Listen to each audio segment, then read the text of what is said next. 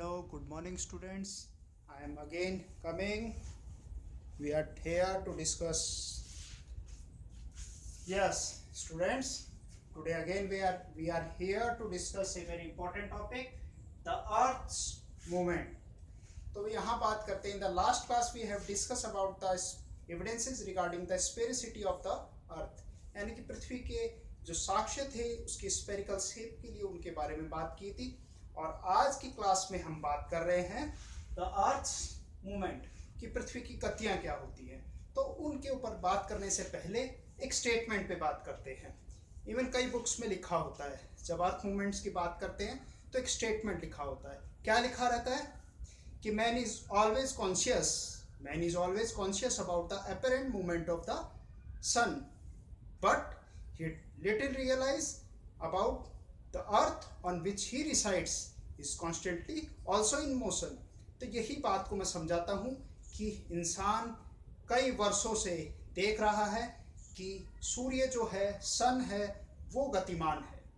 इंसान ने ही देखा कि जिस दिशा से सूर्य उदय हुआ, अपेयर हुआ, तो इंसान ने उसका कहा सन राइजिंग, और जब छुप गया वेस्ट में तो सन सेट. तो कहीं ना कहीं ये सब कहीं हमको ये पता होना चाहिए कि sun never rise and never set. We decide कि सनराइज, वी डिसाइड कि सनसेट. ऐसा हुआ क्योंकि ईस्ट और वेस्ट डायरेक्शन ये हमने डिसाइड किए हैं, क्योंकि स्पेस में there are only two directions, दो ही डायरेक्शंस होते हैं. एक नॉर्थ होता है, एक साउथ होता है, universal direction north and south. But east and west are decided by human according to his facility. खुद की सुविधा के लिए उसने बनाए. तो बात करते हैं, आज मूवमेंट्स की बात करते हैं. तो मूवमेंट्स पे जब अपन बात करेंगे तो आपने जनरली ये देखा होगा जब अर्थ के मूवमेंट्स को पढ़ते हैं तो उसमें ये चीज़ देखी होगी कि अर्थ के मूवमेंट्स को हम दो तरीके से पढ़ सकते हैं कि अर्थ गति कैसे करता है. तो इसकी जानकारी हमें कैसे मिलेगी इसके लिए, यानी कि फ्रॉम द स्पेस. अगर स्पेस से हम अर्थ को देखते हैं तो अर्थ को जब देखते हैं तो अर्थ क्या है, कॉन्स्टेंटली इन मोशन. मोशन में दिखाई देता है, हमें गति में दिखाई देता है. और अर्थ ही नहीं, ऑल द प्लेनेटरी बॉडीज और वी कैन सेलेस्टियल बॉडीज. हमारे सोलर सिस्टम में 8 ग्रह हैं. देयर आर 8 प्लैनेट्स आफ्टर 2006, आपको पहले भी मैंने बताया है. तो जो 8 ग्रह हैं, या इन ग्रहों के अलावा भी और भी सेलेस्टियल बॉडीज है, तो वो सभी सेलेस्टियल बॉडीज का एक रूल है, एक प्रिंसिपल है. उस प्रिंसिपल के अकॉर्डिंग वो क्या कर रहे हैं, वो कॉन्स्टेंटली एक तो अपने एक्सिस पे घूमते हैं. कहाँ घूमते हैं, दो चीज़ के तरीके मूवमेंट होते हैं. तो मूवमेंट्स को हम दो तरीके से देख सकते हैं. मूवमेंट एक तो क्या होता है, एक अपने एक्सिस पे मूवमेंट होता है, और एक मूवमेंट कहाँ होता है, एक ऑर्बिट पे मूवमेंट होता है. इन दोनों पे बात करते हैं. तो एक्सिस पे मूवमेंट जो होता है, और इसके अलावा फर्दर और मूवमेंट्स हैं. जब आप हायर क्लासेस में, हायर अपन चैप्टर्स जब जियोमॉर्फोलॉजी के चैप्टर्स लेंगे, ज्योग्राफी के सेक्शन में लेंगे, उस समय अपन बताएंगे कि कुछ मूवमेंट्स होते हैं जो अर्थ के टेक्टोनिक से रिलेटेड होते हैं. इंटरनल मूवमेंट्स होते हैं, एपरिजोनेटिक मूवमेंट्स होते हैं, एंडोजेनेटिक एक्सोजेनेटिक फोर्सेस से भी मूवमेंट होते हैं, वो अलग होते हैं. ये सेलेस्टियल मूवमेंट्स की बात कर रहे हैं. कौन से की बात कर रहे हैं, सेलेस्टियल बॉडीज. तो याद रखना, सेलेस्टियल मूवमेंट्स की बात कर रहे हैं. तो सेलेस्टियल मूवमेंट्स में अर्थ के दो मूवमेंट होते हैं, एक एक्सिस पे मूवमेंट होता है, एक ऑर्बिट पे मूवमेंट होता है. तो सबसे पहले अपन कोशिश करते हैं समझने की कि एक्सिस का मूवमेंट क्या होता है. तो एक्सिस का मूवमेंट है कि जब आपने याद करिए, आप बचपन में कभी आपने लट्टू चलाया होगा. लट्टू यानी कि टॉप, गोल एक वस्तु होती है, रस्सी बांधते हैं और उसको जोर से घुमा देते हैं. जब वह घूमता है, आपने देखा होगा कि नेल के ऊपर वह एक स्थान पर घूमता रहता है, और वह गति पकड़ने के साथ वह घूमते हुए क्या करता है, भारी पथ पर भी क्या करता है, आउटर पार्ट पे भी क्या करता है, चक्कर लगाना शुरू कर देता है. तो जब अपने ही पॉइंट पे घूमता है तो वो क्या कहलाता है, यानी कि अपने ही पॉइंट पे वो क्या कर रहा है, रोटेट कर रहा है. तो उसी से क्या निकला, वो कौन सा काम कर रहा है, वो रोटेशन कर रहा है.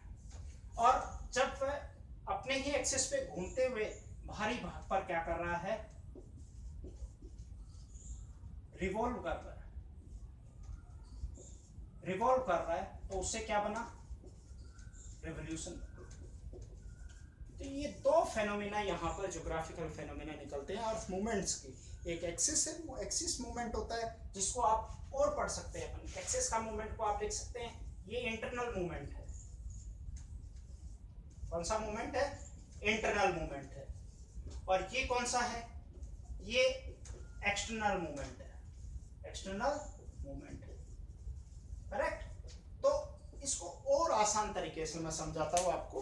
देखिए एक्सिस क्या है, मैं यहां खड़ा हूं इस बिंदु पर, और ये मेरे हेड पे मैं यहां पर पॉइंट रखता हूं, और मेरे ही इस एरिया पर मैं क्या करता हूं, मैं रोटेट करता हूं। यानी कि मैं अपने एक्सिस पे ही क्या कर रहा हूं, घूम रहा हूं। अब एक्सिस पे घूमते हुए, ये मान लो सन है, अज्यूम ये सन है, ये बास्केटबॉल, और मैं मेरे एक्सिस पे घूमते हुए क्या कर रहा हूं, सन के भी क्या कर रहा हूं, चक्कर लगा रहा हूं। यानी कि मैं मेरे आउटर ऑर्बिटल पाथ पर भी अपना काम पूरा कर रहा हूं। यानी कि मैं दो तरीके के मूवमेंट कर रहा हूं यहाँ पर। तो कौन सा मूवमेंट? पहला मूवमेंट तो कौन सा है? एक्सिस पे मूवमेंट कर रहा हूं।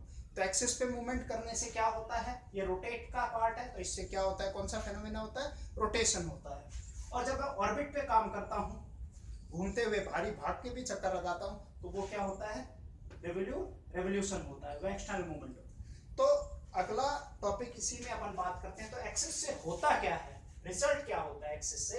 तो एक्सिस का रिजल्ट होता है, इससे रिजल्ट क्या होता है, एक्सिस से होता है, आप लिख लीजिए, formation of day and night. यानी कि दिन और रात का बनना किससे होता है, एक्सिस से होता है। और ऑर्बिट से क्या होता है, फॉर्मेशन ऑफ सीजन,